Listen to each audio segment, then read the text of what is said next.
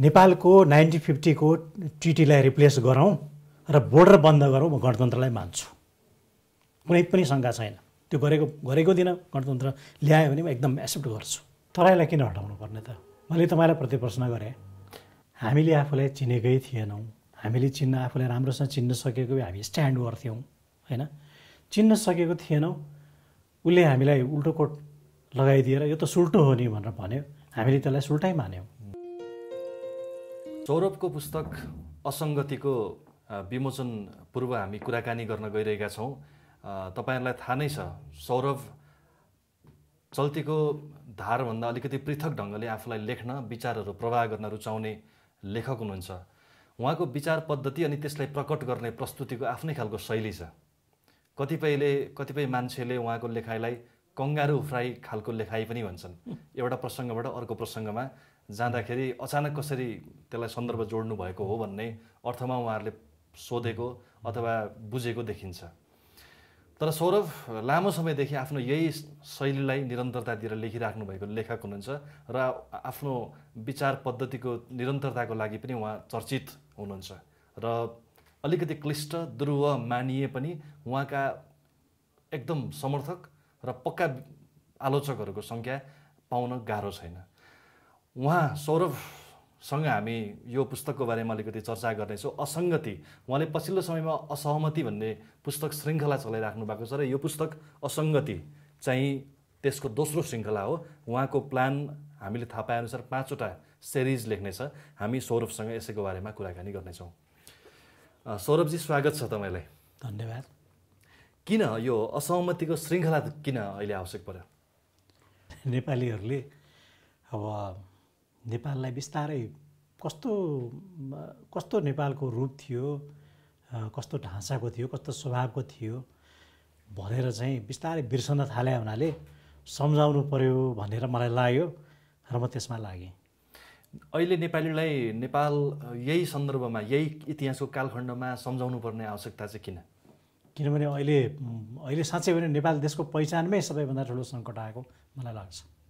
तर कतिपयले त के भन्छन् भने पृथ्वीनारायण शाहले परिकल्पना गरेको, जितेको नेपाल चाहिँ यो 200-250 वर्षको इतिहासमा पहिलोपल्ट पुनर्कल्पना, त्यसैको नेपालभित्रको जुन एउटा भूमि संरचना छ यीभित्र नै एउटा पुनर्कल्पना गर्ने प्रयास हुँदैछ, त्यसैले यो इतिहासमै नभएको ठुलो घटना हुँदैछ भन्छन् नि।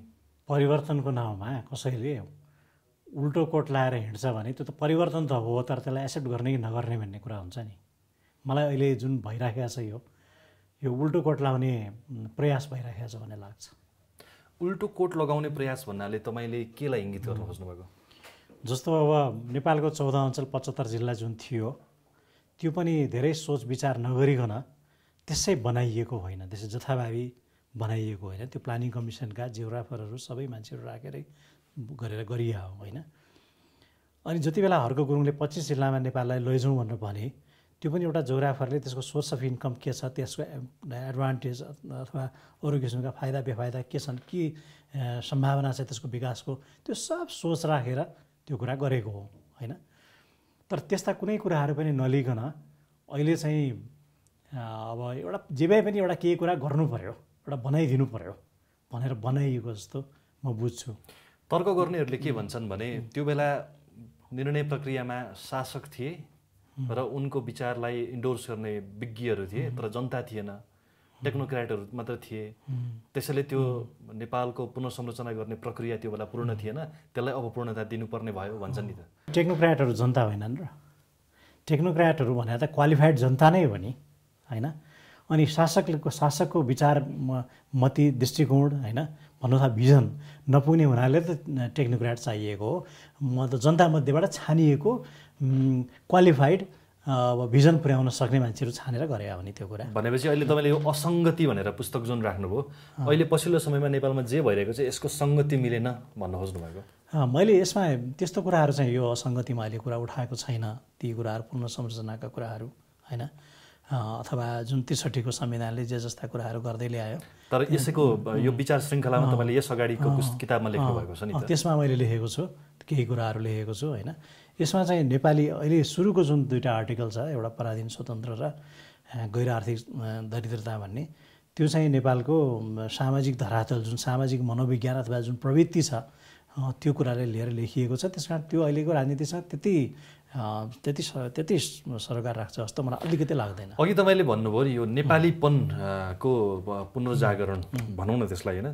यो किताबको ब्लर्बमा पनि लेखिएको छ कि नेपालीपनका विविध धर्साहरू कोरेर सग्लो अनुहार बनाउने प्रयत्न गरिरहेका लेखक हुन् सौरभ भनेर लेखिएको छ किताबमा। प्रकाशकले लेख्नुभएको होला, सायद बोकिलले यसलाई बाहिर ल्याएको छ।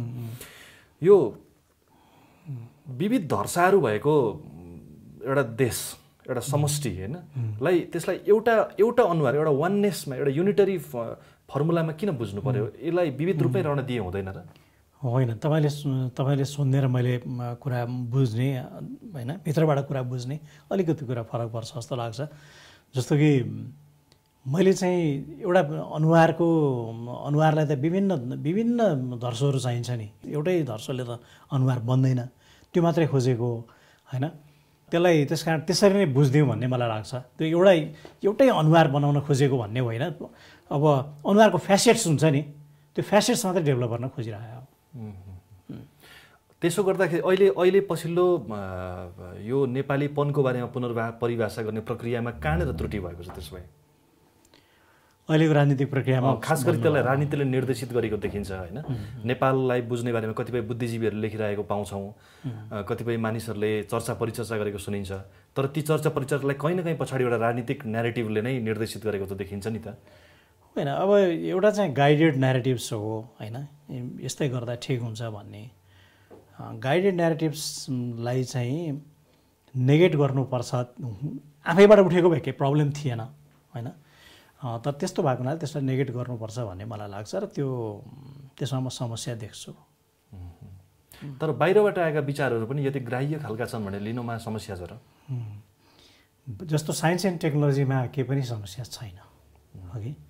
तर हाम्रो कल्चरलाई लिएर आएको यस्तो हुनुपर्छ भन्ने जुन हाम्रो कल्चर, हाम्रो ट्रेडिसन, हाम्रो हिस्ट्रीलाई लिएर आएको, अथवा हाम्रो फरेन रिलेसन्सको प्याटर्नलाई लिएर आएको कुराहरू, अथवा हाम्रो सोसाइटी, हाम्रो क्लासको बिचको रिलेसन्सलाई लिएर आएका विचारहरू जुन छन्, त्यो कुराको बारेमा त हामीले सोच्ने हो नि, हामीले विचार गर्ने हो, होइन। अनि अरूले राम्रो विचार, जस्तो यहाँ रेने द मेलभिलको मैले एउटा कुरा गरेको छु, जस्तो कि माथि मिल्के डाँडामा, पूर्वको मिल्के डाँडामा एउटा लाली गुराँस पार्क बनाउनुपर्छ भन्नुभएको छ। त्यसमा कुनै शङ्का गर्नुपर्ने के पनि कुरा छैन, है। त्यस्ता विचारहरूलाई हामीले जहिले पनि स्वागत गर्नुपर्छ, होइन। तर नेपालको समाजशास्त्रीय धरातल, नेपालको राजनीतिक धरातललाई लिएर आउने विचारहरू एकदम विशुद्ध साधु रूपको विचार हुन्छ जस्तो मलाई लाग्दैन, मैले देखा पनि छैन। त्यसो भए नेपालको यो सामाजिक धरातल, सांस्कृतिक धरातलको बारेमा विचार गर्नुपर्ने, त्यसको लागि आवश्यक ज्ञान उत्पादन गर्नुपर्ने प्रक्रियामा हामी पछाडि परेको हो कि? हामी पछाडि परेको हो र हामी आफै लाग्नुपर्ने, हामी आफै गर्नुपर्ने, हामीले आफ्नो सोच बनाउनु पर्ने हो। हाम्रो त्यो नेपालीपन तपाईँले नै त्यो दिएको जुन त्यो शब्दावली छ, होइन, त्यो नेपालीपनको निर्माण गर्नको लागि आवश्यक त्यो ज्ञानहरू निर्माण गर्नको लागि अहिले हामीसँग कस्ता संस्थाहरू चाहिएलान्, कस्तो खालको पद्धति हामीलाई चाहिएला? मलाई त कस्तो लाग्छ भने धेरै म्यासिभ स्केलमा त्यसको लागि काम हुनुपर्थ्यो, होइन। त्यसको लागि अब त्यो सरकारले संरक्षण गरेर त्यस्ता कुरा गर्न सक्छ जस्तो चाहिँ मलाई लाग्दैन क्या। जनताबाटै हुनुपर्थ्यो, होइन, हुनुपर्थ्यो। जनताले किन सकेन भने आफ्नो जीविकोपार्जनको लागि नै लाग्नु परेर पनि सकेन, सायद सम्पन्न भएको भए सक्थ्यो होला, होइन। मानिसहरूले के भन्छन् भने अहिलेसम्म यो विषयलाई शासन सत्तामा बस्न सीमित एउटा वर्गले मात्रै आफ्नो जिम्मेवारीको विषय बनायो र 10 वर्ष अगाडि आएको गणतन्त्रले चाहिँ अब त्यो अधिकार, त्यो सीमित मान्छेले विचार गर्नुपर्ने अधिकार अथवा अवसर चाहिँ अब जनताको ठुलो तबकामा लगेर विस्तार गरिदियो भन्छन् नि, त्यो कुरा सत्य हो? होइन, सीमित मान्छेले विचार गर्नुपर्ने भन्ने कुरा त सही होइन, होइन। जनताले नै आफैले गर्नुपर्ने हो, त्यसलाई कहिले पनि रोक्या थियो जस्तो लाग्दैन, होइन। कहिले पनि रोक्या थियो जस्तो चाहिँ मलाई लाग्दैन, विस्तारित हुन नदिएको जस्तो मलाई लाग्दैन, होइन। गर्न नसके मात्रै म मान्छु, है। अहिले गणतन्त्रले एकदमसँग गरिदियो भन्नुपर्ने छैन, किन 46 सालपछि मोनार्की थियो, तर कहाँनिर रोक्या थियो र? मैले त्यसलाई डिफेन्ड गरे होइन, मैले आफ्नो कुरा माथि पार्ने कोसिसलाई मात्रै मन नपराएको यहाँनिर, है। कहाँनिर रोक्या थियो? को फरमान आदेश के दिइहाल्यो, तिमीले गर्न पाउँदैनौ। यहाँ केही मान्छेले एकाडेमीका रोयल नेपाल एकाडेमी जुन त्यति बेला थियो त्यसले मात्रै गर्न पाउने हो होइन। एउटा पञ्चायतलाई टिकाउनलाई 14 अञ्चल सांस्कृतिक परिवार भनेर एउटा खडा गरेको थियो है। एकदमै त्यो कट्टर त्यो पञ्चायतमा लाग्ने मान्छेहरूको मात्रै थियो 14 अञ्चल सांस्कृतिक परिवार। तर त्यसले के गर्न पाएको थियो र त्यसले नि केही गर्न सकेको थिएन है भन्दाखेरि यो अहिले जुन व्याख्या भइराखेको छ नि त्यो कुराले जित्ने व्याख्या मात्रै हो। कुराले जित्ने व्याख्या बाहेक मैले अर्को पाएको छैन। तपाईँले यो किताबमा एकदमै सिग्निफिकेन्टली उठाइरहेको एउटा कुरा के छ यो असङ्गति पुस्तकमा भने हाम्रो हिस्ट्रीलाई अहिलेसम्म जसरी बुझियो अथवा जसरी व्याख्या गरिँदैछ हिजो आज त्यस्तो होइन इतिहास। योभन्दा फरक छ नेपाली इतिहास अथवा नेपाली सभ्यता, हाम्रो आजसम्मको विरासत। यो यति धेरै ग्लानी महसुस गर्नुपर्ने अथवा आफूमाथि फर्केर थोक्नुपर्ने प्रश्न गर्नुपर्ने मात्रै छैन, यसभित्र धेरै सम्पदाहरू अथाह चिजहरू छन् भन्ने भन्नुभएको छ। यसो अलिकति व्याख्या गरिदिनुहोस्। एक्ज्याक्टली, थ्याङ्क्स फर द्याट है। तपाईँले मलाई त्यो कुरा भन्ने मौका दिनुभयो। मलाई मेरो चाहिँ कस्तो भने म 30-40 वर्षदेखि नेपाली हिस्ट्री पढ्दै आइरहेको छु, तर कस्तो मैले पाएको छु एक असाध्य रुखो एकातिर डेट डाटा, एकातिर एउटा सानो घटना होइन। अनि घटना भनेको कस्तो भने राजाको बिहा भयो, राजाले छोरो पायो, उसको राज्याभिषेक भयो, त्यसपछि भूपतिन्द्र मल्ल यो बेलामा थियो, रणजित मल्ल यो बेलामा थियो। यस्तै बाहेक मैले पाएको छैन। एक हिस्ट्री यस्तो लेखिएको छ। अनि यो मन्दिर यति सालमा बन्यो, अनि यो मन्दिरमा चाहिँ आइकोनोग्राफी जुन भन्छ लक्षणशास्त्र यसअनुसार बनाएको छ, तन्त्रले यहाँनिर यस्तो रोल खेल्यो। यस्तै एकदम लिमिटेड, असाध्यै लिमिटेड, बाँकी कुनै पनि फ्यासेट्स नभएको खालको हिस्ट्री लेखियो। त्यसले गर्दा धेरै कुरा देखाउन सकेन। म एक्चुअली हिस्ट्रीको मान्छे चाहिँ डेफिनेटली होइन अघि, तर मैले आफूलाई सके पनि नसके पनि एउटा कोसिस चाहिँ गरे हो किनभने त्यो भएन, त्यस्तो खालको छैन। हाम्रा धेरै कुराहरू छन् होइन, झिङ्गा टाँसिएको किसिमले कतै कागजमा लेखिए मात्रै त्यो चाहिँ डकुमेन्टेसन भएको प्रामाणिक कुरा हो भनेर भन्ने अथवा शिलापत्रमा लेखिएको कुरा मात्रै हो भन्ने चाहिँ होइन। हिस्ट्री भनेको प्रोजेक्सन पनि हो एउटा। भनेपछि अलिकति यो वंशावलीहरू अथवा चाहिँ क्रोनोलोजीहरू बढी इतिहासका त्यस्ता चिजहरूलाई चाहिँ बढी चर्चा गर्दै आइयो। त्यो मात्रै होइन, त्यही मात्रै यस्तो गरियो। तर त्यो बेला मानिसहरू के सोच्थे, के लगाउँथे, कस्तो खालका त्यो बेलामा विचारहरू थिए, उनीहरूको जीवन पद्धति कस्तो थियो भन्ने बारेमा कम लेखियो, चर्चा गरियो, अथवा लेखेको कुरालाई पनि बाहिर धेरै ल्याइएन। तपाईँले भन्नु खोज्नु भएको सायद यही नै होला। त्यसमा ध्यानै पुर्याइएन। अब अहिले जस्तो कि कुरा गरौँ, जस्तो सुनुवारहरूको एउटा गिल पूजा भन्ने हुन्छ, त्यो ठुलो पूजा हो हगि। त्यसमा अलिकति मात्रै विधि बिग्रियो भने ठुलो महामारी आउँछ भनेर आँट गर्दैनन् त्यो पूजा गर्ने। राईहरूको बुढाहाङ भन्ने हुन्छ हगि, गुरुङहरूको वर्गेश्वर भन्ने हुन्छ। यी ठुल्ठुला चिजहरू हुन्। तर हामी कहाँ के लेखिँदै आयो भने इन्द्र जात्राको बारे मात्रै हरेकपल्ट छापिन्छ। एउटा इन्द्र जात्रामा 300 लेख्छ जस्तो छापिन्छ हामी कहाँ, सबै पत्रिकामा गरेर होइन। अनि दसैँ आयो, दसैँको बारेमा एकदम बेपत्ता, तिहारको बारेमा लेखिन्छ। अब गुठी जुन चाहिँ हाम्रो नेवारहरूको गुठी छ, गुठी सबैलाई थाहा छ, तर जस्तो ढुकुटी जुन हुन्छ त्यो मनाङ्गे ढुकुटी र मुस्ताङ्गे ढुकुटी एकदम फरक हुन्छ हगि। अब मगरको भेजा एउटा अर्कै सिस्टम हो, गुरुङको एउटा त्यस्तै सिस्टम छ है। हुम्लाको 12 सिस्टम छ ठकुरीहरूको। त्यो नेपालको पोलिटिकल इकोनोमीको एउटा पार्ट हो, कल्चर मात्रै होइन त्यो है। त्यस्तो फ्यासेट्सहरूमा हाम्रो केही कुरा लेखिएन अथवा लेखियो होला, तर साह्रै एकाडेमिक फर्ममा पिएचडीको थेसिसलाई कतै लेखियो, थन्कियो, बाहिर आएन, पब्लिकले बुझेन, त्यसलाई कन्टिन्युटी दिएन होइन भन्दा तराईमा पनि त्यस्तो कुरा केही कुराहरू होला होइन। त यसरी चाहिँ वाइडर क्यानभासमा पेन्टिङ गर्ने एटेम्प्ट भएन है। त्यसै भएर मैले यसमा चाहिँ अब एक किसिमले पेन्टिङमा रुचि भएको मान्छे मैले भन्दाखेरि एउटा ठुलो वालमा फ्रेस्को बनाउने कोसिस गरिरहेको छु। अहिले हामी यो विश्वकै जुन बेलामा हामी कुरा गर्दैछौँ, विश्व एउटा अनौठो विरोधाभासमा गइरहेको जस्तो देखिन्छ। एकातिर मानिसहरू जानेर बसेका छन्, आफ्नो उद्गम जुन हो त्यो उद्गमबाट मान्छे निरन्तर बाहिर निस्किरहेका छन्, बाहिर गएर संसारको अरू संस्कृतिहरूसँग थाहा पाउने, एकाको होइन अर्को ठाउँमा ट्राभल गर्ने र त्यही अनुसारको सोच विचारहरूलाई त्यहाँभित्र भएका राम्रा चिजहरूलाई आत्मसात गर्ने एकातिर मान्छेको यो एकदम ठुलो एउटा प्रवृत्ति छ। तर सँगै अर्को प्रवृत्ति के छ भने मान्छे निरन्तर ती ठुला बाहिर त्यो ठुलो एउटा विश्व मञ्चबाट आफूतिर निरन्तर फर्किरहेछन्, आफ्नो समाज अथवा आफ्नो विगततिर त्यतातिर फर्किरहेछन्। नोस्टाल्जी पनि भएको देखिन्छ कतिपय हदसम्म। तपाईँले यद्यपि त्यो नोस्टाल्जिया भन्ने शब्दमाथि नै यो पुस्तकमा चर्चा त्यसको के हो त्यो भनेर चर्चा गर्नुभएको छ। यो दुईवटा विरोधाभासहरू मैले भन्न खोजेको, जस्तो अहिले हामी यो कुरा गर्दै गरेको समयमा डोनाल्ड ट्रम्प भर्खरै मात्रै अमेरिकाको राष्ट्रपति भएर र त्यो लहर चाहिँ विश्वका अरू ठाउँमा पनि आएको, एकातिर त राष्ट्रवादी खालको एउटा धारणा बलियो बन्दैछ, अर्कोतिर चाहिँ फेरि होइन मान्छे त अन्तर्राष्ट्रिय हुनुपर्छ, हरेक मान्छे विश्वको नागरिक हो भन्ने विचारहरू त कहीँ न कहीँ टक्राइरहेछ नि। यसलाई कसरी हेर्नुहुन्छ? अब हेर्नुहोस्, जस्तो अबको 20 वर्षपछि चाहिँ मानिसहरूमा चाहिँ बिस्तारै इभोल्युसनले अर्कै किसिमको इभोल्युसनले छुन्छ र मान्छेको टाउको चाहिँ ओभल सेपको हुँदै जान्छ, कान एकदम ठुलो हुन्छ, यो टाउको एकदम बढेर जान्छ भन्ने कन्सेप्ट आइसकेको छ। मान्छे अब अल्गो भएर जान्छ, हाम्रो हाइट होइन है, आइसकेको छ, छिट्टै नै आउँछ भनेर। अहिले बङ्गारा डक्टर कहाँ जानु भने बङ्गारा निकालिदिन्छ, दुखेर गयो भने राख्दैन, त्यसले ग्राइन्ड अब गर्नै छोडिसक्यो, इभोल्युसनबाट बङ्गारा आउट भइसक्यो भनेर भन्छ है। भन्दाखेरि मान्छे चाहिँ अब हकिन्सको कुरा सुन्यो भने पृथ्वी चाहिँ बस्न लायक हुँदैन, 1000 वर्षभित्रमा हामी कुनै हालतमा पनि अर्को प्लानेटमा सरिसक्नुपर्छ भनेर भनेको छ है, होइन? मिक्सअप हुने यो एक किसिमको यो हाम्रो कल्चरका यस्ता तन्द्राङ तुन्द्रुङबाट छुट्टी लिएर एउटा ह्युमन बिइङ मात्रै भएर ग्लोबल स्केलको ह्युमन बिइङ भएर जाने कुरामा असहमति छैन। म पनि असहमति राख्दिनँ लामै दूरीको कुरा गर्ने हो भने।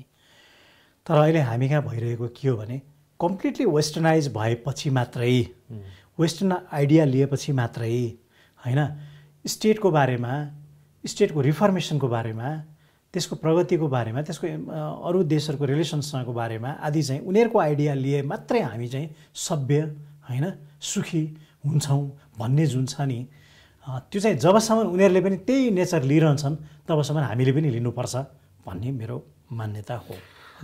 त्यसो भए नेपालको इतिहास पठनको अथवा त्यो नेपालीपन निर्माणको हाम्रो कोसिसले कहाँनिर बाटो बिरायो त? अहिले त धेरै बाटो बिरायो, अथवा यसले बाटो नै बनाउनु बाँकी छ?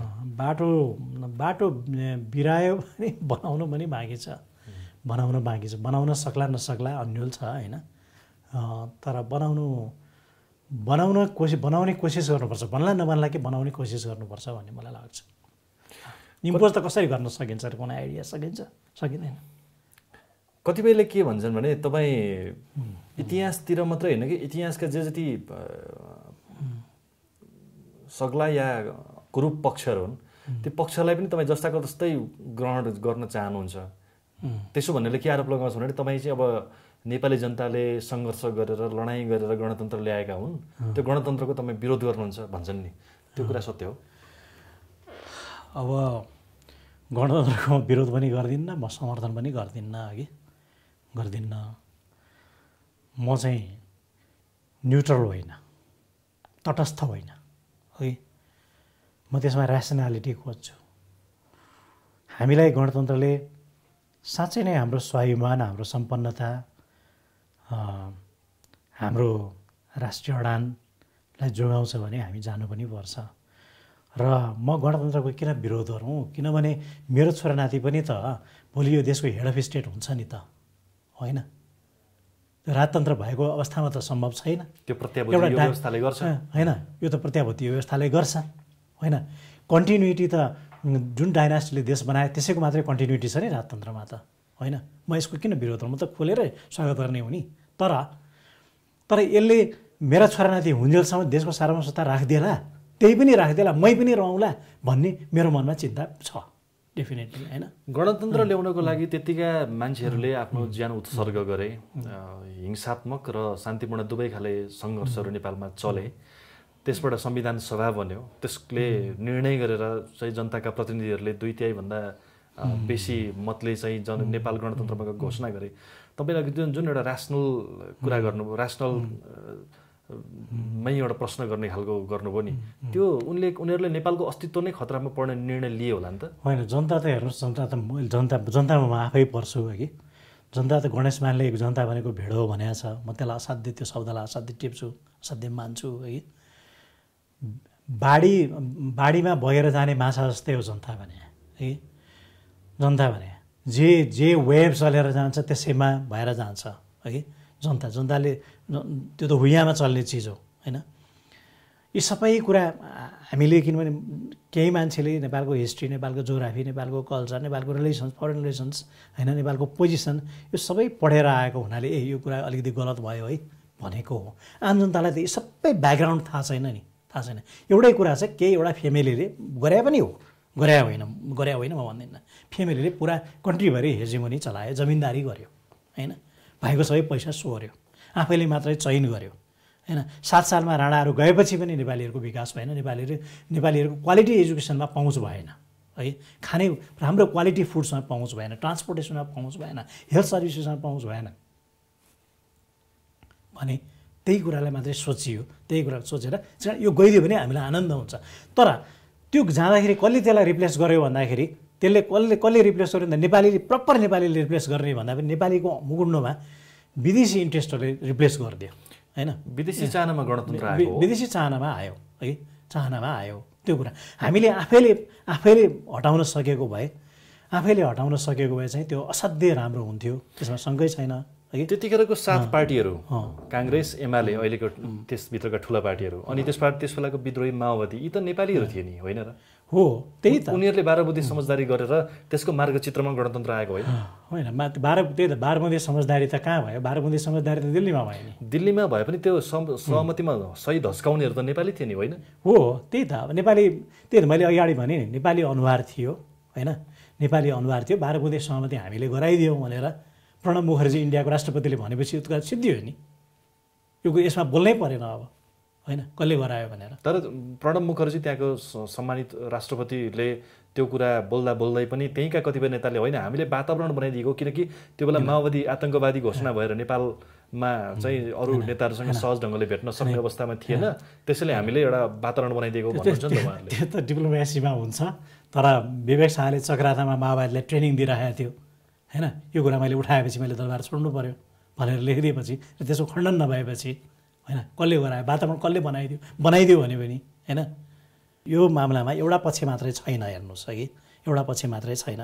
किनभने यसको मध्यस्थता गर्छु भने इरिक सोलेहाइम मैले भने आयो, नर्वेको इरिक सोलेहाइमले भने आयो होइन। इरिक सोलेहाइमलाई श्रीलङ्काले त्यसै गरी भिसा दिएन, आउन दिएन है, सिंहला र तामिलहरूलाई छुट्याउने, बाइफर्गेट गर्ने पोलिसी लिएर आउँदैछ भनेर है। त्यही सोलेहाइमले चाहिँ के अरे इथियोपियाबाट इरिट्रियालाई गरिदिया हो है भन्दा यसमा हाम्रो दक्षिणको कुरा मात्रै छैन, यसमा अरू पनि छन् है। र जिमी कार्टर जस्तो मूर्खले गर्दाखेरि नेपालमा चाहिँ गणतन्त्र आयो भनेर त ब्रेकिङ नेपालमा हामीले लाइ नै दिएको छ, पुस्तकमा लेख्नु भएको हो, हामी लाइ नै दिएको छ भन्दा यसमा नेपाली एलिमेन्ट भन्दा बाहिरिया एलिमेन्टहरू धेरै लागे। त्यसो भए त मुहान खराब भयो भने, मुहान धमिलो भयो भने त्यसबाट बगेर जाने सारा पानीहरू पनि धमिलो नै भयो होला। त्यसको मतलब भनौँ न, नेपालमा अहिले परिवर्तनका 4वटा आधार स्तम्भ मान्ने गरिन्छ: गणतन्त्र, धर्मनिरपेक्षता, समानुपातिक समावेशी प्रतिनिधित्व र सङ्घीयता। यी 4वटा आधार स्तम्भ जेलाई परिवर्तनको आधार स्तम्भ मानिएको छ, यसमाथि तपाईँको टिप्पणी के छ? म चाहिँ तपाईँलाई मैले भने म तटस्थ होइन, कन्डिसनको कुरा गर्छु, टेक्निकलिटीको कुरा गर्छु। मैले भने होइन, नेपालको 1950 को ट्रिटीलाई रिप्लेस गरौँ र बोर्डर बन्द गरौँ, म गणतन्त्रलाई मान्छु, कुनै पनि शङ्का छैन। त्यो गरेको दिन गणतन्त्र ल्यायो भने म एकदम एक्सेप्ट गर्छु है। त्यो नहुँदा नै हामीलाई समस्या सम्भव छ। म यो प्रश्न सम्भवको कुरा अर्को पार्ट हो होइन, अर्को पार्ट हो। अब यति सानो मुलुकमा जस्तो इन्डिया गभर्न गर्नै नसकिने खालको म्यासिभ ठुलो छ नि होइन, जस्तो सोभियत युनियन, हिजोको सोभियत युनियन त्यत्रो 16-17वटा मिलेर बनेको गभर्नर नै असम्भव थियो, संहिता त्यहाँ चाहिन्थ्यो नि होइन। इन्डोनेसिया हेर्नुहोस्, इन्डोनेसिया सङ्घ नबनाएर सम्भवै छैन है, त्यत्रो विशाल छ भने हामी चाहिँ भनौँ न 150 किलोमिटरदेखि 700-800 किलोमिटरको डिस्टेन्समा हामी छौँ, उत्तर दक्षिण पूर्व पश्चिम होइन। भने हाम्रो देशलाई संहिता किन चाहिएको थियो? यत्रो म्यासिभ स्केलको पोलिटिकल रिप्रेजेन्टेसन हुनुपर्ने, त्यत्रो खर्च गर्नुपर्ने किन? त्यसमा संहिताको कुरा त्यो हो। अनि संहिता तपाईँ बनाउँदाखेरि पनि एउटा यस्तो खालको संहिता जुन चाहिँ उत्तरदेखि दक्षिण, जुन गिरिजाले भनेको थियो, मेरो लासमा संहिता बन्छ भने मेरो लासमा बन्छ, तर त्यो अहिले खालको भनिरहेको मैले भनेको संहिता चाहिँ उत्तर दक्षिण हुनुपर्छ भनेर बनाएको थियो। त्यसै गरी बनाइदिएको भए कोशी के अरे कर्णाली प्रदेश 3टा बनाइदिएको भए पनि हामीलाई खासै हुँदैन। सगरमाथा आधार शिविरतिरको एउटा कुनै मानिसलाई आफ्नो सरकारी सेवा सुविधा लिन किन तल धनुषासम्म पठाउने? होइन, त्यो त व्यवस्था गर्नु पर्यो, त्यो त व्यवस्था गर्नु पर्यो। सबै त पावर डिजिटलाइज गर्नु पर्यो, त्यो धनुषै आउनु पर्यो त गरिदिनु भएन होइन। मैले त्यति परसम्म गइरहेको छैन म होइन। एउटा त्यो। अब समानुपातिक समावेशीको तपाईँले कुरा गर्नुभयो है। समानुपातिक समावेशी त गर्नुपर्छ होइन, त्यसमा केही शङ्का छैन। तर आरक्षण गरेर समावेशी गर्दाखेरि एउटा हाइली क्वालिफाइड मान्छे र एउटा कम्प्लिटली अनक्वालिफाइड मान्छेलाई बढी ग्रेस मार्क दिएर बढी प्रायोरिटी दिएर तपाईँ ल्याउँदाखेरि त सर्भ हुँदैन नि। एउटा क्वालिफाइड मान्छे चाहिँ फ्रस्ट्रेटेड हुन्छ कि भयङ्कर फ्रस्ट्रेटेड हुन्छ। यसको तर्क गर्नेले के भन्नुहुन्छ भने इतिहासमा भएको जुन एउटा असमान खालको एउटा दौड थियो, त्यो दौडलाई अब समानतामा ल्याउनको लागि एउटा कुनै बिन्दुमा ल्याउनको लागि केही समयलाई राखिएको हो भन्नुहुन्छ नि तपाईँहरूले? होइन, यो त कस्तो कुरा भयो भने अब 104 वर्षसम्म राणाहरूले शोषण गरे होइन। अब 104 वर्षसम्म राणाहरूले शोषण गरेको हुनाले तिनका अहिले सन्तान जो छन् तिनीहरूलाई तन्नम बनाइदिउँ लेभल मिलिहाल्छ भने जस्तो कुरा भयो। त्यस्तो होइन नि, त्यस्तो होइन। उनीहरूको के दोष छ र होइन? जे पास्टमा भयो भयो, अहिले त्यसलाई बुद्धि विवेक ऱ्यासनल बनाउनुपर्छ। तर पनि मानिसलाई इन्क्लुड गरिहाल्ने कुराको त्यसले साह्रै ठुलो बिगार गरिहाल्दैन, गर्दा ठिकै हुन्छ भनेर म भन्छु। सोसल इन्क्लुजन ठिकै छ एक किसिमले, नट ब्याड है। समानुपातिक समावेशी आदि इत्यादि ठुलो कुरा होइन। अब धर्मको कुरा तपाईँले गर्नुभयो नि, धर्मनिरपेक्षताको कुरा। जस्तो इन्डिया चाहिँ एउटै हामी हिन्दू नै बनाउँछौँ भनेर भने भए अलिक गाह्रै थियो, किनभने 47 को इन्डिया इन्डिपेन्डेन्स हुने बित्तिकै कलकत्तामा यस्तो ठुलो रायट भयो मुस्लिम हिन्दूको होइन, सम्हालै नसिन्थ्यो। 1847 को अगस्त 15 जब चाहिँ युनियन ज्याक दिल्लीमा झार्यो लाल किल्लाबाट होइन, र इन्डियन झन्डा फहराए, त्यो दिन गान्धी दिल्लीमा थिएनन्, कलकत्तामा थिए नि। त्यो रात त्यो दङ्गा निभाउनु गएको हो नि होइन। भने इन्डियाको कन्डिसन अर्कै हो, हामी कहाँ त्यस्तो केही पनि भएको थिएन धर्मलाई लिएर, म भन्दैछु यहाँ। र अर्को कुरा के भने अमेरिकाले प्रोटेस्टेन्ट मात्रै राष्ट्रपति हुन पाउने भनेर व्यवस्था गर्ने होइन। नर्दर्न युरोपमा सेन्ट्रल युरोपमा लुथेरन मात्रै हुन पाइने, हेड अफ स्टेट अथवा किङ चाहिँ हुन पाइने भन्ने, अनि चर्च अफ इङ्ल्यान्डको मात्रै प्रभुत्व इङ्ल्यान्डमा हुनुपर्ने, हामी कहाँ चाहिँ किन सबै कुरा हुनुपर्ने होइन? के भन्छन् यो प्रजातन्त्रको सिद्धान्तकारहरूले भने, मलाई करेक्ट गर्नु होला म गलत छु भने, छोडिदिउँ एकछिन अमेरिका छोडिदिउँ, युरोप छोडिदिउँ, हामी हाम्रो देशको बारेमा कुरा गर्दाखेरि एउटा आधुनिक राज्य, आधुनिक लोकतान्त्रिक राज्यको धर्म हुँदैन। त्यहाँ बस्ने नागरिकहरूले आफूलाई मन लागेको धर्म वर्णन गर्न उनीहरू स्वतन्त्र छन्, उनीहरूको धार्मिक स्वतन्त्रतालाई राज्यले प्रोटेक्ट गरिदिन्छ। तर राज्य आफ्नै चाहिँ धर्म हुँदैन भन्छन् नि त? होइन, त्यो त 16th सेन्चुरीको टमस अक्विनासको फिलोसफी नै हो होइन। आफूलाई मौका पर्दा 400 वर्ष पछाडि फर्के पनि हुन्छ, थ्योरीको हिसाबले प्र्याक्टिस गर्दा चाहिँ 20th सेन्चुरीमा पनि त्यही प्र्याक्टिस गरिरहेको छ मान्छेहरूले। कति कन्ट्रीहरूलाई भन्न सक्नु पऱ्यो तिमीहरूले यसो किन गरे, दोहोरो कुरा किन गरिरहे होइन। हेनरी किसिन्जर ज्युज भएको हुनाले नै अमेरिकाको प्रेसिडेन्ट हुन नपाएको हो है। डेस्किपेन्सी त्यहाँ छैन र छ नि। त्यस कारण दोहोरो मापदण्डको कुरा भइरहेको छ होइन। अनि नेपालमा धर्मनिरपेक्षता किनभने सर्टेन धर्मको चाहिँ प्रोलिफेरेसनको लागि मात्रै धर्मनिरपेक्षता भनिराखेको छ, स्वतन्त्रताको कुरा लिएर पनि भनिराखेको छैन है, भनिराखेको छैन। भनेपछि जनताहरूले एउटा बिन्दुमा गएर यो 4वटा आधार स्तम्भमध्ये केहीमा विचार गर्नुपर्ने हो। विचार गर्नुपर्छ किनभने हेर्नुहोस्, मैले पटक मैले के भनेको छु भने, म कुनै कन्जर्भेटिभ पोलिटिकल ब्याकग्राउन्डबाट डेफिनेटली आएको होइन, पर्सनली पनि 36 सालको आन्दोलनमा लागेको हुँ अघि, 36 सालको आन्दोलनमा लागेको हुँ, 46 सालको आन्दोलनमा लागेको हुँ। र 46 सालको आन्दोलनले जुन ओपन मार्केट इकोनोमी ल्यायो त्यसकोबाट मैले काफी लाभ लिएको छु है भनेर मैले अर्थमन्त्री बाल हुँदाखेरि रामशरण महतलाई भनेको छु। हेर्नुहोस् है, मैले भनेको छु, पर्सनल्ली भनेको छु। भन्दा हामी लागेर राम्रो काम गरिरहेछ, कस्तो राम्रो कुरा गेन भयो भन्ने रियलाइज मान्छेलाई हुन्छ। तर हामी भिरमा गएर आफूसँग पैसा छैन हामी उडाउँ भनेर हाम फाल्यो भने के हुन्छ, कहाँ पुग्छौँ? परिवर्तनको लडाइँमा सहभागी हुँदै आएको एउटा योद्धा नै हो भनेर भन्नुभयो होइन। तर तपाईँलाई के आरोप लाग्छ भने, किनभने तपाईँका, म आफू पनि एउटा जर्नलिस्ट भएकोले म सबै खाले मानिसहरूसँग निरन्तर सम्पर्कमै हुन्छु। तपाईँका समर्थकहरूको त कुरै भएन। आलोचकहरूले के भन्छन् भने, नेपालमा क्षेत्री बाहुन यो आर्य खस भन्छन् जसलाई, अनि त्यस पछाडि विभिन्न जनजातीय समुदाय र मधेसी थारू मुस्लिम, यसको चाहिँ हिसाब गर्दाखेरि झन्डै उति नै पर्छ जनसङ्ख्या भनेको थोर बहुत भए पनि झन्डै झन्डै 30-33 को अनुपातमा पर्छन्। त्यसैले गर्दाखेरि नेपाल चाहिँ उनीहरू तिनैवटाको एन्टिटी, त्यहाँभित्र पनि अब धेरैवटा सब कल्चरहरूलाई त्यसलाई हामी पछि छलफल गरौँला। यी तीनटा चिजहरूको एन्टिटी नेपाल हो। तर सौरभले चाहिँ अलि बढी यो आर्य खस सभ्यतामाथि नै यति धेरै ग्लोरिफाई गर्नुहुन्छ कि किराँतहरूको त्यति समृद्ध विगत छ, अरू जनजाति समुदायको कति समृद्ध विगत छ, अनि मधेसीको त्यत्रो छ, त्यसतिर चाहिँ अलिकति नजरअन्दाज गर्नुहुन्छ भन्ने आरोप लगाउँछन्। त्यो सत्य हो? त्यो होइन, त्यो चाहिँ मैले आफ्नो कुरा थोपराए जस्तो लाग्छ अघि तर्क गर्दै जाँदाखेरि। मैले जानिनँ, मैले सकिनँ भनेदेखि उहाँहरूले लेखे हुन्छ नि, प्रमाणसहित लेखे हुन्छ, डेट, डाटा, फिगर, फ्याक्ट्स, त्यसलाई पुग्ने लोजिस्टिक सपोर्ट, त्यसलाई चाहिने साइन्टिफिक ग्राउन्डको आधारमा त्यो सबै लेखे हुन्छ। भएको कुरालाई मैले होइन भनेको छैन, हो भने लेखिदिनु पर्यो। मलाई त थाहा छैन नि, मैले कसरी लेख्नु? थाहा नभएको मान्छेले कसरी लेख्छ?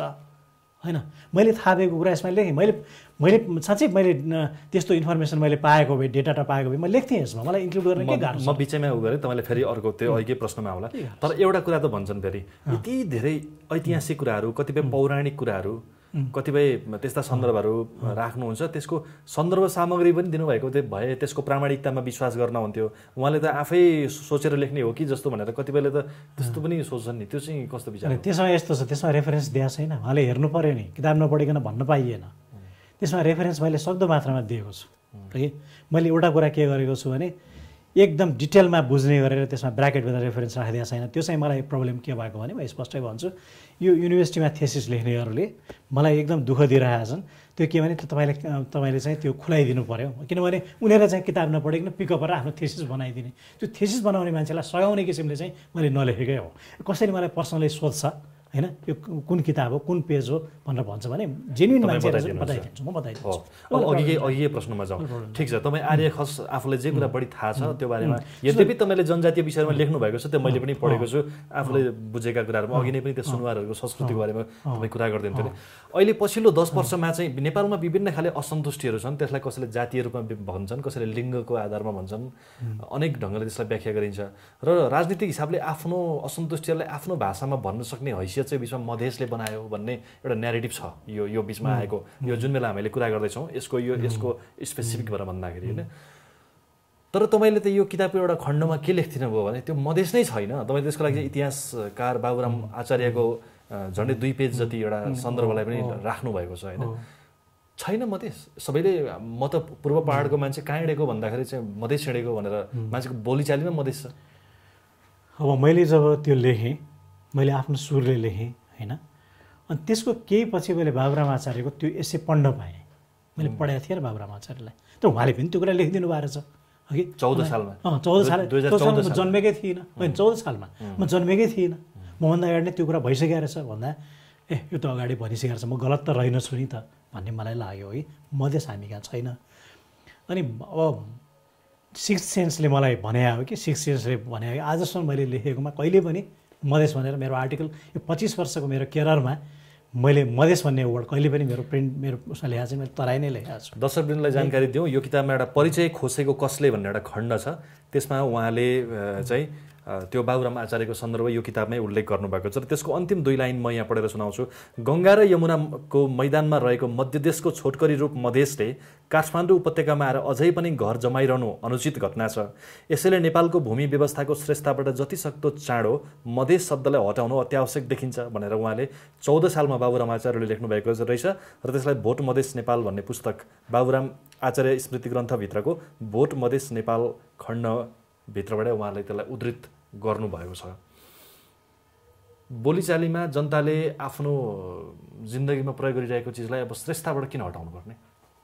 तराईलाई किन हटाउनु पर्ने त? मैले तपाईँलाई प्रति प्रश्न गरेँ। मान्छेहरूले के भन्छन् भने तराई चाहिँ एउटा जियोग्राफिकल टर्म हो, मधेस भने चाहिँ कल्चरल मानिसहरूले बोलीचालीमा प्रयोग गरेको, मधेसले त्यहाँका जनतालाई बुझाउँछ, तराईले चाहिँ त्यहाँको भूगोललाई बुझाउँछ भन्छन् नि त। होइन, तर रुसको हार्बिनमा चाइनाको हार्बिनमा चाहिँ व्हाइट रसियन्सहरू, जारिस रसियन्सहरू टन्नै छन् है, सिटी नै छ। तर त्यसलाई सानो रसिया भनेर चाइनाले नाम दिएको छ, सानो रसिया भनेर चाइनाले नाम दिएको छ छैन होइन। पोल्यान्डको साइलेसियामा जर्मनहरू छन् टन्नै है कि र साइलेसियामा कहिले पनि जर्मनीले दाबी गर्न पाउँदैन भन्ने शर्तमा हेलमुट कोललाई 2टा जर्मनी युनिफाइड गर्न दिया हो। तर त्यसको नाम लिटिल जर्मनी भनेर कसैले राखेको छ र? ग्रेटर जर्मनीको नाम लिँदा अस्ट्रिया र स्विजरल्यान्ड डेफिनेटली पर्छ, उहिलेदेखि पर्थ्यो। त्यसैले मध्यदेशबाट आएका मान्छेहरूले नेपालभित्र पसेर मधेस भन्ने नाम राख्न पाइन्छ। अनि तपाईँलाई भनौँ युगोस्लाभिया फुटेर गएपछि म्यासेडोनिया भन्ने जब एउटा कन्ट्री जन्माउन लाग्यो, ग्रिसको म्यासेडोनियाले एकदम विरोध गर्यो। अहिले मधेसमा जो बस्छन् ती मधेसका त्यहीँ बसेका भूमिपुत्रहरू होइनन् त? भूमिपुत्र त्यसमा डेफिनेटली छन् भूमिपुत्र होइन। तर मैले यो आर्टिकलमा के भनेर लेखाएको छु भने 5 पल्ट म्यास एक्सोडस भयो होइन। बिहार र युपीमा भुखमरी भयो, बङ्गाल फेमिन भयो, त्यसपछि मान्छेहरू आए भन्दाखेरि राजीव गान्धीले चाहिँ 1950 पछि इन्डियामा आएका कसैलाई पनि भारतीय नागरिक मानिँदैन भनेर जुन भनेको छ, हामीले 1950 कै बोर्डर लाइन राजीव गान्धीको भाषा टिपेर राख्यौँ भने कति मान्छे चाहिँ भूमिपुत्र दरिन्छन्? त्यो हिसाब गरौँ न, त्यो डाटा निकाल्नु न। पहाडमै पनि त कतिपय मान्छे बाहिरबाट आएर बसेका छन्, भन्छन् नि कुमाउ गढवाल समेतबाट आएका छन्, दार्जिलिङतिरबाट आएका छन्, आसाम वा मेघालयतिरबाट आएका छन्, बर्माबाट आएका छन्, भन्छन् बर्मेली टोल भन्ने हाम्रो गाउँमा भेटिन्छ कतिपय पहाडी कम्युनिटी पनि आएको छ। त्यसको त अर्को कुरा हो। त्यसको चाहिँ अर्को पार्ट जो चाहिँ नेपालमा कुनै बेला जसको पुर्खा नेपालसँग जोडिएको छ, पहाडसँग जोडिएको छ, जसको मातृभाषा आज पनि नेपाली छ होइन, कुनै बेला गएर जसले नागरिकता लिएको छैन होइन, त्यहाँबाट ती मान्छे आएर बसेकोमा के जो नागरिकता लिएको छ र दोहोरो नागरिकता लाग्छ त्यसमा आपत्ति डेफिनेटली हो होइन। अब जस्तो तपाईँले त्यो कुरा गर्नु त्यसमा चाहिँ त्यति ठुलो कुरा दिएन। बरु के भने बरु टिबेटबाट यहाँ आएर बसेर अनि हामीले नागरिकता दिएर तिनीहरूलाई हामीले नेपाली नै हो जुन भन्ने चलिरहेको छ। किन राई गुरुङ मगरसँग अनुहार मिल्छ होइन। हामीले त्यसलाई चाहिँ नेपाली नै ठान्ने अनि तराईमा बसिरहेकोलाई चाहिँ इन्डियन ठान्ने, त्यो चाहिँ एकदम हाम्रो बायस एटिच्युड चाहिँ डेफिनेटली छ कि त्यो चाहिँ म गलतै मान्छु। तर हिजो पनि आएको छ, अस्ति पनि आएको छ। नेपालको बोर्डरभित्र आउने बित्तिकै बसेर त कसरी हामीले मान्ने होइन? अङ्ग्रेज नागरिकलाई कसरी मान्ने? जस्तो हो अङ्ग्रेज नागरिकलाई पुरै राइट हुनुपर्छ भन्ने कुरा कसरी मान्ने? हामी सानो देश छौँ नि। इन्डियामा हामी अहिले 3 करोड मान्छे नेपाली गयौँ भने इन्डियालाई फरक पर्दैन है। हामीलाई त 50 लाख आउँदा फरक पर्छ। यो प्रश्नलाई अलिकति किन फैलाउनु पर्ने भयो, अलिकति व्याख्या गर्नुपर्ने भयो भने यो पुस्तकमा यी प्रश्नहरूमाथि पनि कहीँ न कहीँ सिधा तपाईँले राजनीतिक कुराहरू कम लेख्नु भएको छ यसमा। तर ती प्रश्नहरू ठोक्किने भनेको फेरि पनि राजनीतिमा आएर ठोक्किने हुने हुनाले यसलाई अलिकति व्याख्या गरौँ जस्तो लाग्यो मलाई। तपाईँले यो कुराकानीको सुरुमा एउटा प्रसङ्ग राख्नुभयो कि बोर्डर सिल गर्ने भए ठिक छ, गणतन्त्रदेखि धेरै कुराहरूमा विचार गरौँला भनेर। तर जनताहरूको आफ्नो जुन जीवनयापन चलिरहेको हुन्छ नि, नीति निर्माताको कुरा छोडौँ, जनता जो त्यहाँ बस्छन् हरेक दिन त्यहाँ बसेर अन्तर्क्रिया गर्छन्। हाम्रा नेपालीहरू धेरै मान्छेहरू चाहिँ सामान चाहिँ रक्सौलमा सस्तो पाइन्छ भनेर चाहिँ अलिक ठुलो परिमाणमा सामान किन्नुपर्ने रक्सौलमा जान्छ, बैगनीयमा जान्छन्, जति पनि सीमा छ त्यसदेखि पारिपट्टि जान्छन् होइन। उतापट्टिका पनि विभिन्न सेवा सुविधाहरू यता पाइन्छ भने यतापट्टि पनि आउलान् नै। त्यो बोर्डरल्यान्डका मान्छेको जुन एउटा साइकोलोजी हुन्छ, सीमाञ्चलका मान्छेहरूको जुन एउटा मनोविज्ञान हुन्छ, त्यो मनोविज्ञानलाई राज्यले अलिकति व्यवस्थित गरिदिए हुँदैन? त्यसलाई सिल नै गर्नुपर्ने अथवा यताको उता बिहेबारी नै गर्नु हुँदैन अथवा नेसनालिटी राष्ट्रियता भन्ने कुरा 100% शुद्ध हुनुपर्छ भन्ने मान्यता अलि व्यवहारिक हुँदैन कि? होइन। म तपाईँलाई एउटा कुरा भनौँ, अहिले के भन्छन् भने भियतनामबाट वर्षको 50,000 स्वास्नी मान्छेहरू चाहिँ चाइना जान्छन् है, ट्राफिकिङ हो यो, जान्छन् होइन। मेक्सिकनहरू त्यति नै मात्रामा अमेरिका आउने हुनाले ट्रम्पले बोर्डरमा हामी लाउने अब बार लगाइदिने भनेर भनेको छ है। बोर्डरमा मान्छेहरूको आउने जाने, सपिङ गर्न जाने आदि इत्यादि हुन्छ। अहिले युरोपियन युनियन आएपछि युरोपमा झनै बोर्डर छैन जस्तै भएको छ होइन, भएको छ भने। तर कम्प्लिटली ओपन बोर्डर भने कुनै पासै नचाहिने कतै पनि छैन है, कतै पनि छैन। संसारको कुनै पनि देशमा छैन, नेपालको इन्डियाको मात्रै हुनुपर्छ भन्ने के छ? मेरो ठाडो प्रश्न यो हो। यसमा सेन्टिमेन्टल कुरा नहुन। हामीले चाहिँ बङ्गलादेशसँग एन्ट्री पोइन्ट ढाका राख्ने होइन, ढाका राख्नुपर्ने, इन्डियासँग चाहिँ सबै ओपन हुनुपर्ने के छ? केही छैन। जबकि हामी पनि सानो देश भए पनि सार्वभौमसत्ता सम्पन्न राष्ट्र हौँ। सार्वभौमसत्ताको हिसाबले त हामी बराबर हौँ नि, शक्ति उसको बलियो छ, ठुलो छ, हो पक्कै कुरा है। भने संसारमा यो कहीँ नभएको हाँडी गाउँको जात्रा जत्रो यो बोर्डर हामीलाई किन थोपरिएको यो कुरा? अहिले नेताहरूले त्यसलाई करेक्सन गरेर लाग्नु भएको हो कि इपिजी? यद्यपि यो प्रश्न धेरै सामयिक भयो हाम्रो यो बृहत्तर उसमा, म छोटो मात्रै यसो सोधेको छु। अहिले त्यसलाई अलिकति रिभिजिट गर्न खोज्नु भएको नेताहरूले एपिजीको कुरा हो गर्न खोज्नु भएको हो? होइन, तपाईँलाई इन्फर्मेसन सायद छैन होइन। यो एपिजीमा भएको टिमको मेम्बर भएन भनेर इन्डियन एपिजी टिमले कुनै प्रधानमन्त्रीलाई भनिसक्यो है, भनिसक्यो। किनभने यी मान्छेले स्ट्यान्ड गर्दैनन् भन्ने हामीलाई लागेको थिएन, तर यिनीहरूले स्ट्यान्ड गरिदिए। अब स्ट्यान्ड गरिदिने मान्छे उनीहरूलाई भएन, त्यस कारण यो टिम नै फेला खाइसक्यो। भनेपछि अब बृहत्तर कुरामै जाउँ। जुन राजनीतिक नेतृत्वले 10 वर्ष यता गणतन्त्र व्यवस्थापन गर्न लागेको छ र त्यसलाई म अब अगाडि लैजान्छु भनेर कल्पना गर्दैछ। अहिले आर्थिक वृद्धिको यो हामीले कुरा गरेको सालको कुरा गर्ने भने 2074 सालमा चाहिँ 7.2% आर्थिक वृद्धिका सूचकाङ्कहरू देखाइएका छन् होइन। यसले नेपालको अघि तपाईँले भनेको नेपालीपनको, नेपाली संस्कृतिको, नेपाली मान्छेको आफ्नो गौरवमय प्राकृतिक, सांस्कृतिक, बौद्धिक सबै खाले सम्पदाको संरक्षण गर्न त्यो सबै यो नेतृत्व धेरै कामयाबी छैन? मलाई त कामयाबी लाग्दैन। अघि मलाई के भने सायद एउटा स्टप ग्याप एरेन्जमेन्टको रूपमा चाहिँ धेरै अगाडिको रोमन प्रियाटोरियन गार्ड्स जस्तो एउटा व्यवस्था भएको भए सायद त्यसले सक्थ्यो कि, अथवा अस्ति बितेर गइसकेको सोभियत युनियनको जस्तो प्रेजिडियम सर्वोच्च सोभियत होइन, सुप्रिम सोभियत जस्तो भएको भए हुन्थ्यो कि, अथवा इरानमा भएको जस्तो गार्जियन काउन्सिल भएको भए हुन्थ्यो कि अघि। तर अहिले 3 दलको सिन्डिकेटले, यो आफै चाहिँ भागभण्डामा चलिरहेको सिन्डिकेटले गणतन्त्रलाई व्यवस्थापन के गर्ने, आफै कमाउने, सकेसम्म कमाउने हो, सकेसम्म कुनै सजाय खानबाट जोगिने हो। त्यही मात्रै। म त कुनै होराइजन, कुनै भिजन, देशप्रतिको साह्रै ठुलो चिन्ता, अहम जिम्मेवारी लिएको जस्तो त्यस्तो म केही देख्दिनँ कसैले पनि होइन। त्यसो भए तपाईँको भनाइमा नेपालको बारेमा जसले जे प्रयत्न गर्छन् त्यो नेपालमा बसेर र नेपालीले गर्नु पर्यो, यो प्रयत्न अहिले भइरहेको प्रयत्नमा समस्या छ भन्ने तपाईँको थेसिस हो? हाम्रो मुख्य कुरा के भने हाम्रो इन्टरनल प्रब्लम चाहिँ हामीले म्यानेज गर्न सक्नु पर्यो। हाम्रो आफ्नो कुरा हो, त्यसमा कसैको इन्टरभेन हुनु भएन होइन। र हाम्रो फरेन पोलिसीमा एउटै भोइस हुनु पर्यो है। फरेन पोलिसीमा एउटै भोइस हुनु पर्यो। राजपाको एउटा भोइस, नेपाली कङ्ग्रेसको एउटा भोइस, एमालेको अर्को, माओवादीको अर्को हुनु भएन। जुन भेषाहार थापाले सुरुदेखि जुन भन्दै आउनु भएको छ नि, म त्यही कुराको सपोर्टर हुँ। हाम्रो भोइस त्यही हुनु पर्यो, भित्र हाम्रो कचिङ्गल आफ्नो हो है। हामीले त्यो कुरा गर्न सकेनौँ भने गणतन्त्रलाई व्यवस्थापन गरेर वास्तवमा चाहिँ पहिलाको कुरा एकदम गलत थियो, धर्मसापेक्षता गलत थियो होइन, 75 जिल्ला 14 अञ्चलको व्यवस्थापन गलत थियो भनेर साबित गर्न सक्नुहोस्, मेरो कामना छ होइन। म पनि एक्सेप्ट गर्छु नि, किनभने मान्छेले राम्रो काम गरेपछि त राम्रो एक्सेप्ट गर्नु पऱ्यो नि। मेरो गोरुको 12 टका त मैले भन्न मिलेन होइन, तर साबित गर्न सक्ने सम्भावना देख्दिनँ म। त्यो भएको कुरा त्यो हो, गरिदिनु हुन्थ्यो होइन। नेपालमा भएका सबै संस्कृतिहरूलाई किन जस्ताको तस्तै कन्टिन्यू गर्ने हामीले? जस्तो कि तपाईँले गढीमाई मेलामाथि एउटा चाहिँ एउटा लेख्नु भएको छ, ठुलो सङ्ख्यामा स्लटर हुन्छ, बलिदिन्छ। यद्यपि हामी के कुरामा दोहोरो मान्यता नराखौँ भने हामी आफू चाहिँ मासु खाने अनि ती अलिक ठुलो स्केलमा त्यहाँ मानिँदा चाहिँ आपत्ति जनाउने, दोहोरो मान्यता नराखौँ भन्ने तर्कसँग म सहमतै छु। तर त्यो दृश्य देखिन्छ, त्यो आफूलाई धेरै सहज लाग्ने दृश्य हुँदैन होइन।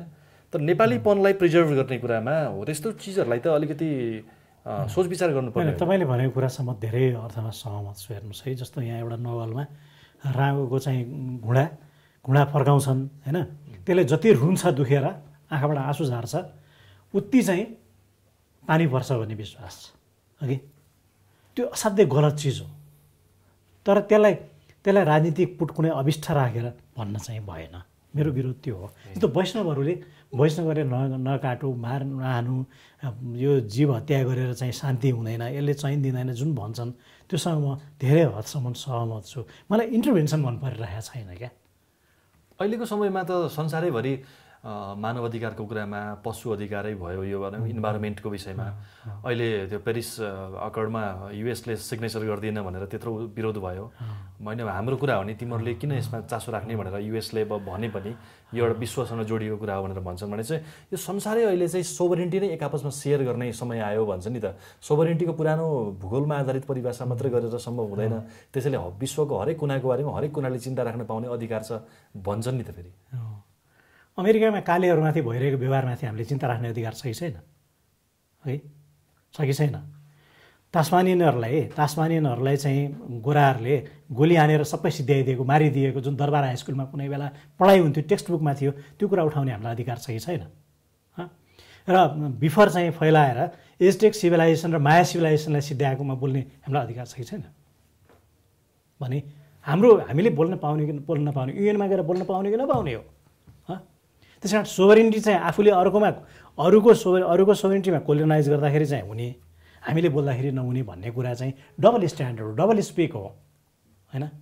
अनि हामी कहाँ के भइरहेको छ एउटा कुरा म यहाँ थप्छु कि हामी यी कुराहरू किन गरिरहेका छौँ भने हामीलाई आइएनजिओले एनजिओ मार्फत पैसा दिइरहेको छ र हामी बोल्नुपर्ने वकालत गर्नुपर्ने ठाउँमा हामी पुगेका छौँ।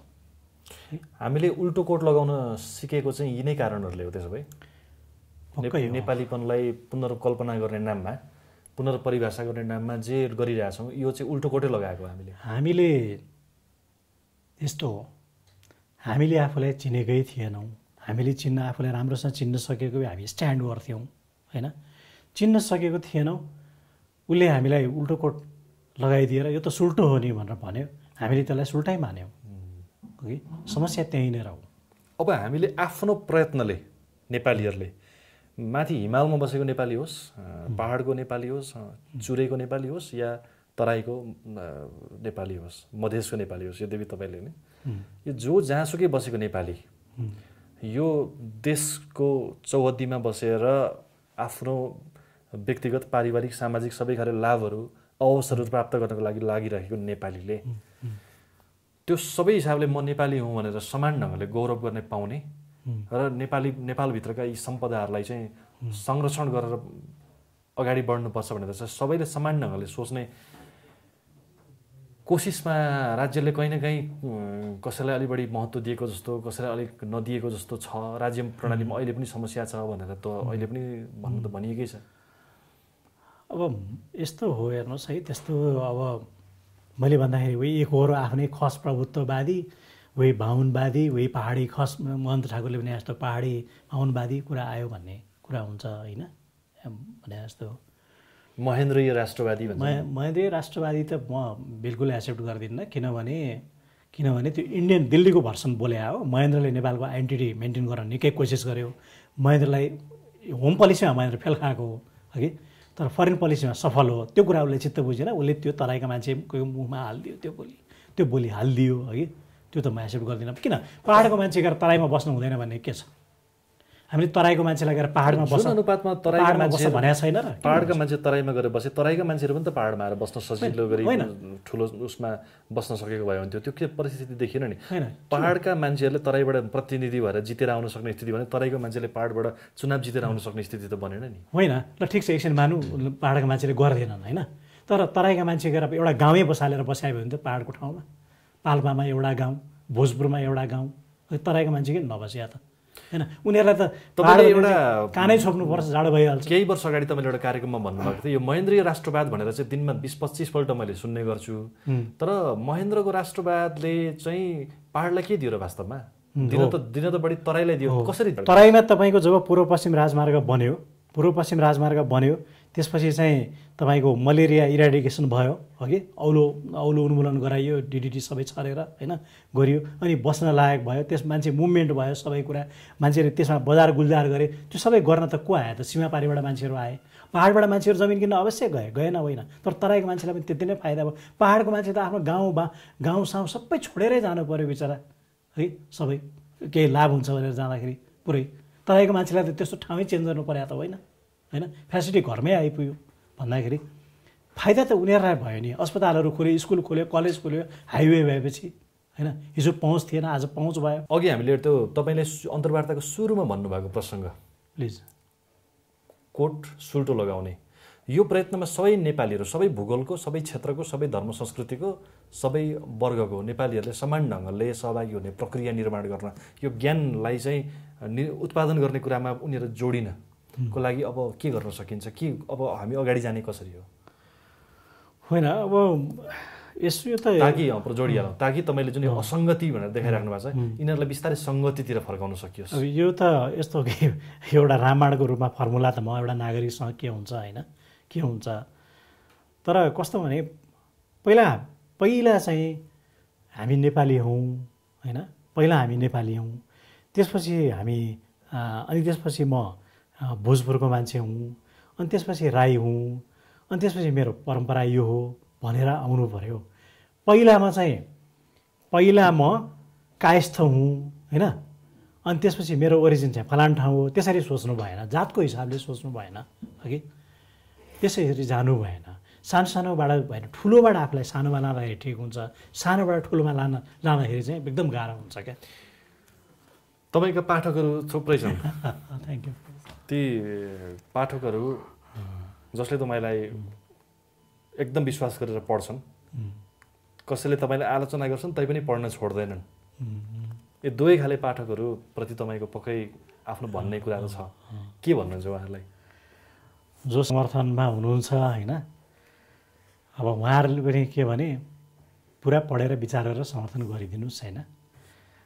आलोचक जो हुनुहुन्छ पूर्वाग्रही नभइकन आलोचक भइदिनुहोस्, त्यो ठिकै छ नि, त्यसमा के भएको छ र। पूर्वाग्रही नभइकन, मैले दोहोऱ्याएर भन्ने कुरा त्यो हो। मेरो आलोचकहरू धेरैले मलाई पढ्दैनन् है, पढ्दैनन्, प्रब्लम त्यहाँ छ।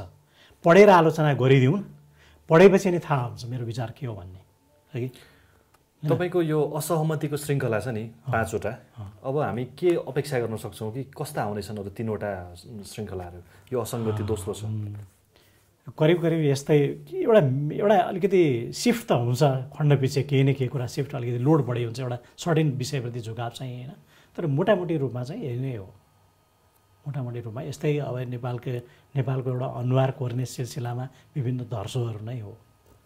अहिले नेपालको अनुहार अझै पनि भनौँ न बौद्धिक परम्परा निर्माण गर्ने कुरामा अझै सग्लो भइसकेको छैन भन्ने। सग्लो त मैले 5वटा लेखेर सग्लो हुने हो र, त्यो त सयौँ हजारौँ लेखिनुपर्छ। मैले त एउटा के भने, एउटा चराले जङ्गलमा आगो लागिरहेको बेलामा ल्याएर पानीको थोपा खसाल्यो अरे, अनि सबै जनावर वरिपरि हाँसे अरे कि एउटा थोपा ल्याएर खसाल्छ आगो निप्छ भन्दाखेरि मैले त मेरो कोसिस गरेँ हो होइन, तिमीहरूले त्यति पनि गरेका छैनौ भने जस्तै कुरा। तपाईँ नेपाल र नेपालीपनको भविष्यबारेमा निराशावादी त हुनुहुन्न? डेफिनेटली छैन, किनभने डेफिनेटली छैन, किन निराशावादी हुनु? तपाईँलाई त्यस्तो लाग्छ फ्रस्ट्रेसन, नेपाल भन्ने नेपालको सार्वभौमता रहन्छ, तर हाम्रो पहिचान के हुन्छ, समस्या त्यो बोर्डर मात्रै भएर भएन क्या, बोर्डर र म्याप मात्रै भएर भएन, झन्डा र करेन्सी मात्रै भएर भएन, कुरा त्यो हो।